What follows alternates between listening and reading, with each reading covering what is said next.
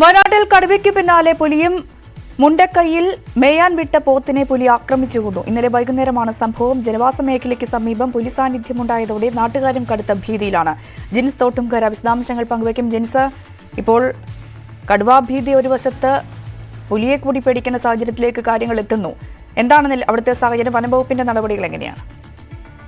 രഞ്ജിനി, ഇന്നലെ വൈകുന്നേരമാണ് ഈ സംഭവം. മേപ്പാടി പഞ്ചായത്തിലെ 11ാം വാർഡ് മുണ്ടക്കൈയിലാണ് മേയാൻ വിട്ട പോത്തുകുട്ടിയെ പുലി ആക്രമിച്ചു കൊന്നത്. വട്ടപ്പാറ ഇബ്രാഹിമിന്റെ 1.5 വയസ്സുള്ള പോത്തുകുട്ടിയാണ് ഈ പുലി ആക്രമിച്ചത്. ഇയാളുടെ 8 പോത്തുകളിൽ ഒന്നിനെ കാണാതാവുകയായിരുന്നു. പിന്നീട് അന്വേഷിച്ച് നടന്നപ്പോഴാണ് ഈ പ്രദേശത്ത് തന്നെ ഇത്തരത്തിൽ പുലി ആക്രമിച്ച നിലയിൽ കണ്ടെത്തിയത്.